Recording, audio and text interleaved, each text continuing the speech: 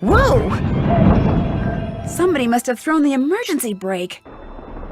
The question is, did somebody throw the brake or something? Oh, Joe, now you sound like Lori. Hey, I was the first one on the scene and I saw no one. Who was the next person on the scene? John Gray. Then Balducci came bursting through one door while Frank and the engineer came through the other. Boy, was that guy ticked. He said the train could have derailed. He reset the brake, muttered a few choice words, then headed back to the engine just as you and Lori showed up. Everybody was there except Charleena. I don't think she left her laptop the whole time. Do you think she could have thrown the brake and snuck back to her laptop without your seeing her? Not likely, but possible, I guess. The question is, why? What did she or anybody else stand to gain by stopping the train? Answer? Nothing. Which is why I think we should at least consider the possibility that something less human in nature may be at work here. Ah, Joe. I'm going to see if Balducci's done dusting for fingerprints. Catch you later. More questions? Would you like to see the letter that Lori gave me as a reward for finding her? The one in which Jake Hurley supposedly tells his niece how to find his lost mine? No, thank you. I happily leave it to you to try to solve the mystery of his disappearance. You can afford to look foolish, dear. I can't. Do you have a theory as to who pulled the emergency brake? Well, I know it wasn't me. I assume it wasn't you, and I highly doubt it was Lori. So that leaves those two friends of yours, Mr. Gray and Mr. Balducci. Have you run across many haunted train stories in the course of your research? A few. But most train-bound ghosts that I've come across seem to have better things to do than sit around pulling emergency brakes. Were you able to find the name of Jake's train engineer? I came across 3 references to the fact that Jake had an engineer, but I'm afraid none of them included his name. I failed. Sorry. Well, I'll let you go. Remember, if it's juicy, I want to know about it.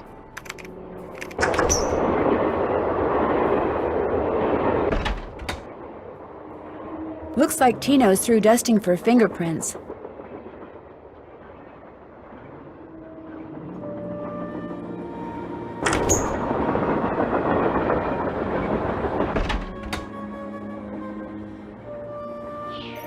What's up?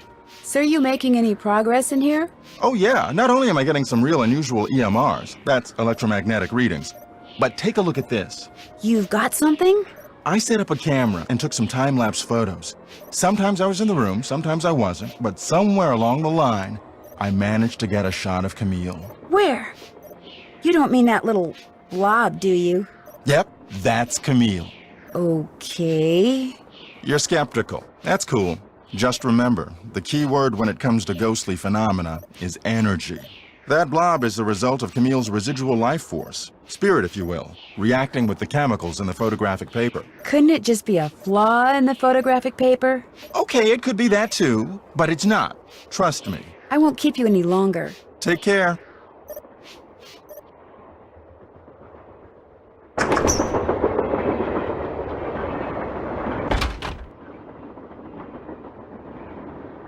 Glad you dropped in. Lori told me she'd given you a letter from Jake Hurley that says how to find his mine. That's right. You can read it if you want. Lori should have given that to me. I mean, I'm the trained professional around here. Let me take a look.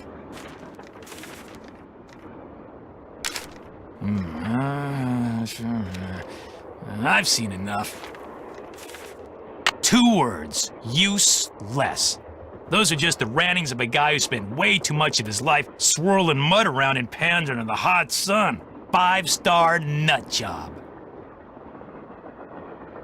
Lori says she found this letter in a wastebasket. Exactly where it belongs. Did you find any fingerprints on the emergency brake handle? None that were any help, thanks to Casey Jones up there. I told the old geezer not to touch anything, but he went and got his big, fat, oily paw prints all over the place. If we didn't need him to drive the train, I'd charge him with obstruction of justice. Did you do anything else besides look for fingerprints? Of course. As a matter of fact, I found this. Probably fell out of the perp's pocket while he was yanking on the handle. Looks like some kind of thermometer. Yeah, like the kind a certain ghost hunter uses on that bogus show of his. You think John Gray threw the brake? But why would he do that? Because they're thinking about axing his show, that's why. I checked with this buddy of mine in L.A. Gray's got to come up with something real big real soon, or he's toast. And you can't get much bigger than a train with a spooky past that's prone to strange accidents, now can ya? Have you confronted John with your suspicions? All in due time. I always like to get my ducks in a row before I make an arrest. You're going to arrest him? Hey, the train could have derailed. We're talking reckless endangerment, attempted assaults, maybe even attempted murder. John Gray wanted publicity. That's exactly what I'm gonna give him. Do you think I could take a closer look at that cougar statue? What, that cigar clipper? Go ahead, take a look.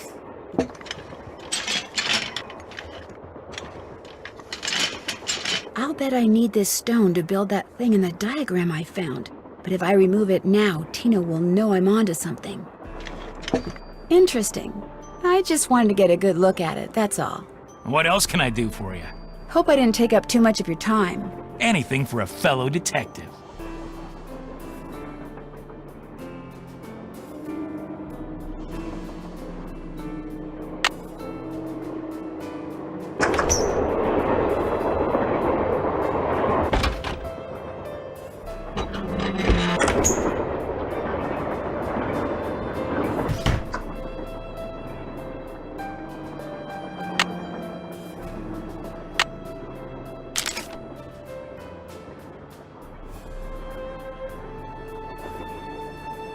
Okay, got my dancing shoes on. Now what?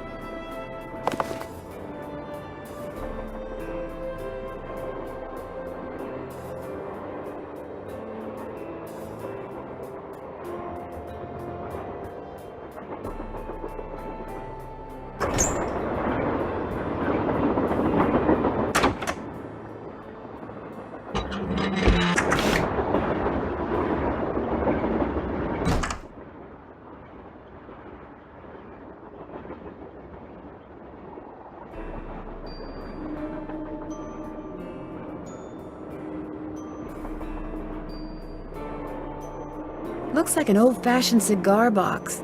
Wonder why it's locked. And what does AG mean?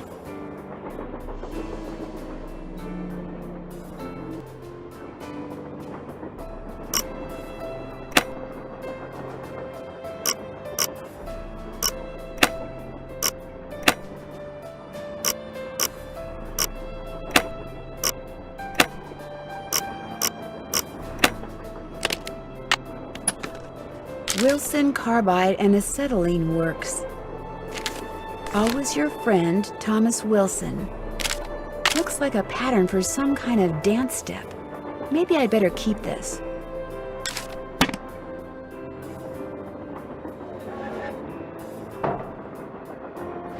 Carbide. Just what I need to make that lamp I found work.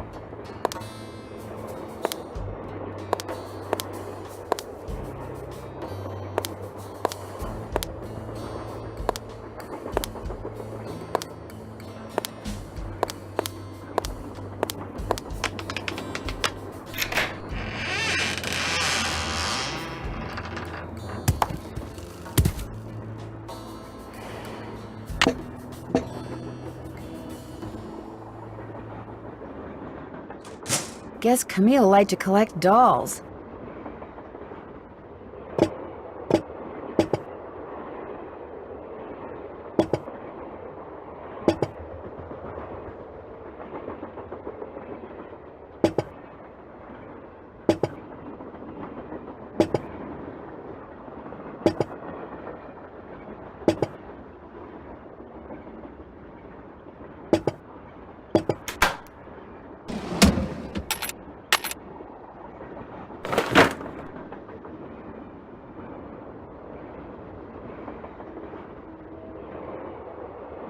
Yes? I hear that Tino and you used to be an item. How did you know that? I'm a good detective, remember? We went out a couple of times, yeah. As for why we stopped going out, you'd have to ask him. Do you have any idea who threw the emergency brake? I know exactly who did it. How do you know? Well, who else could it be? Camille. None of us has any reason to stop the train but Camille. She doesn't want us to find Jake's mine, so she's going to do whatever she can to keep its location a secret. Did you see something? Well, no. But I'll tell you what. Your friend, that Jim Hurley guy? Not Jim, Joe Hardy. Yeah, well, he thinks it's Camille too. He just doesn't have the guts to say so. Bye. As soon as you figure it out, let me know.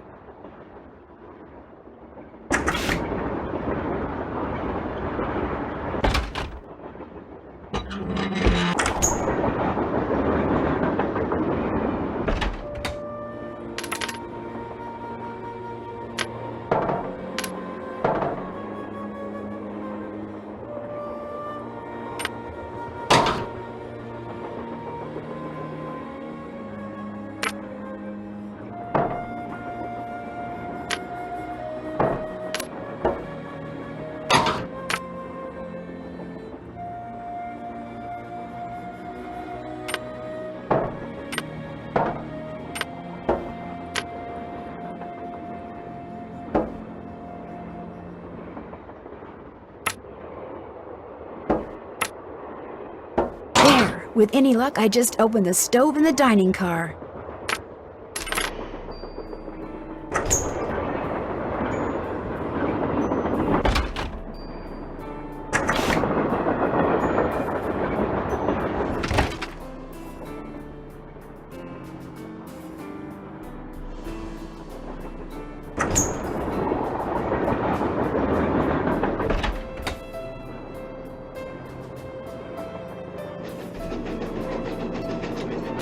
James Thurston.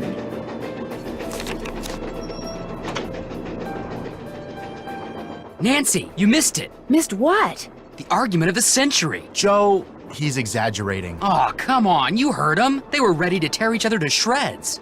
Who? Charleena and Lori. All we heard was the tail end of it, and unfortunately, we really couldn't make out what they were saying. So you don't know what they were arguing about? No. But whatever it was, both of them were absolutely out of their minds, livid. And it would probably be a good idea to find out why. Let me look into it. I'll talk to you later, okay? You know where to find us.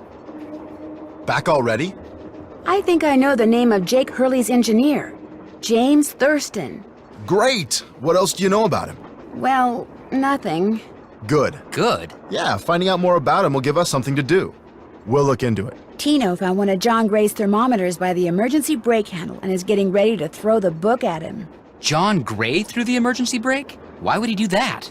Tino thinks he did it to hype the ghost factor and make it sound like he was onto something big so the cable company won't cancel his show. I still say there's less to all this than meets the eye, if you get my drift. I get your drift, Joe. I have lived with your drift for years. I am saddled with your drift. All right, all right. See you in a bit. Sounds good.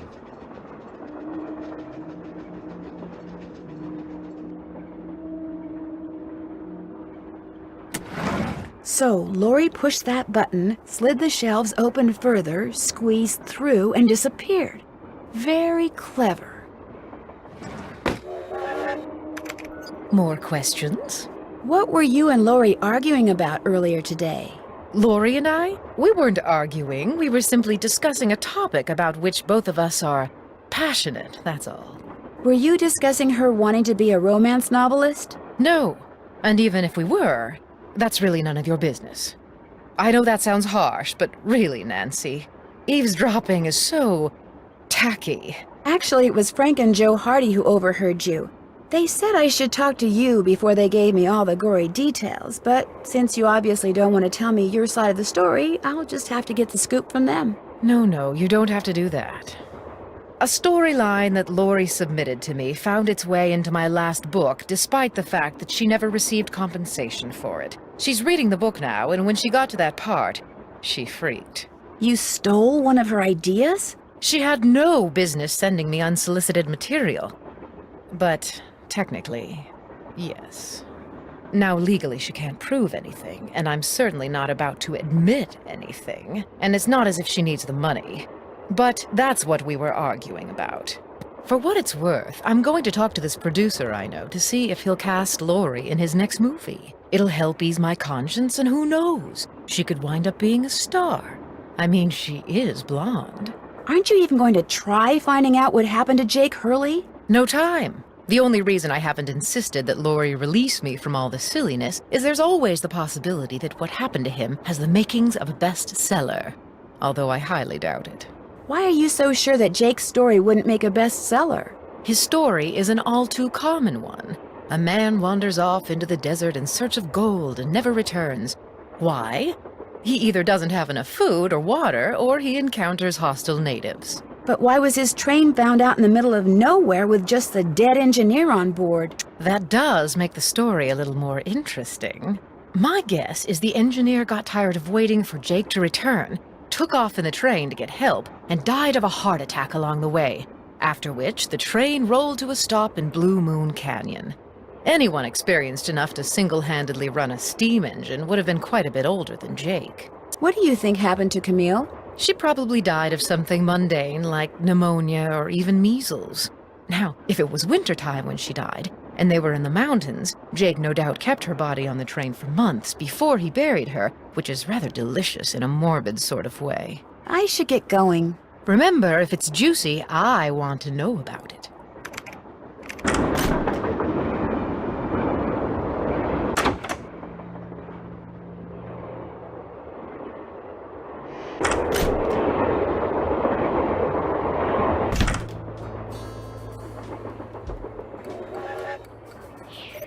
Hey, glad you stopped in. You gotta listen to this. What have you got? I put this digital recorder in the corner where Camille showed up in that picture and turned it on so it would just keep recording. Now when you play it back at normal volume, all you hear is background noise. But when you turn the volume way up and run the signal through a filter or two,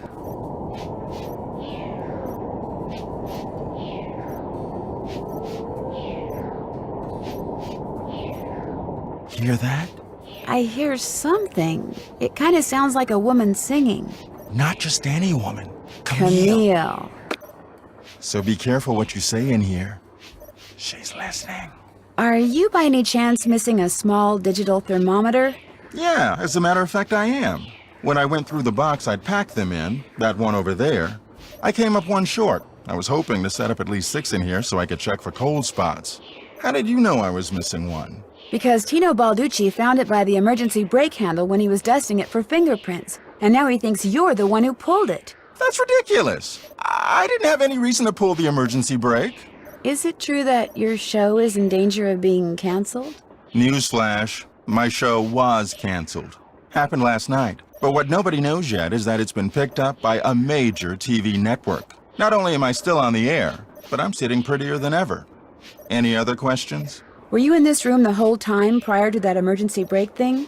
Of course not. I made a couple of trips to my compartment in the sleeping car to get more equipment. But did I get an overpowering urge to pull the emergency brake while I was there? No. Well, I'll catch you later. Come back anytime.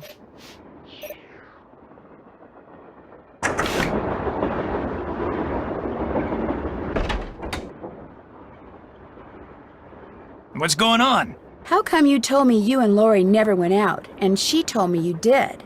Don't you ever stop asking questions? When people start answering them honestly, I do. I dumped her, okay? I'm not proud of what I did. I'm not happy about what I did, but it's done. It's over. Now let's drop it. If you didn't want to dump her, why did you? You are incredibly irritating, you know that? I dumped her because people said going out with her would make me look bad. Said she was a joke, that no one took her seriously. Said if I started hanging with her, no one would take me seriously. So I stopped calling. But you didn't stop caring. No. Now take a powder. I don't feel like talking anymore.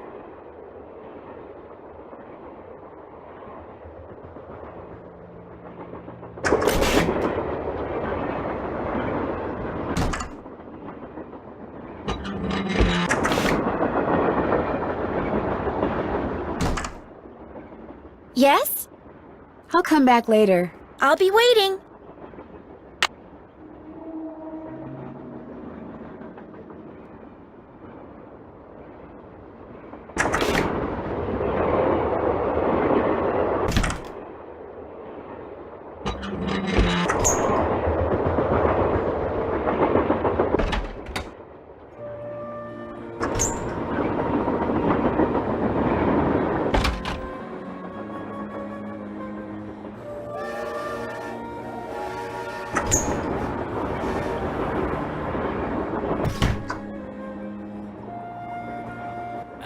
I can't stay mad at a fellow detective. What do you need? Thanks for your help. Helping people is what I'm all about.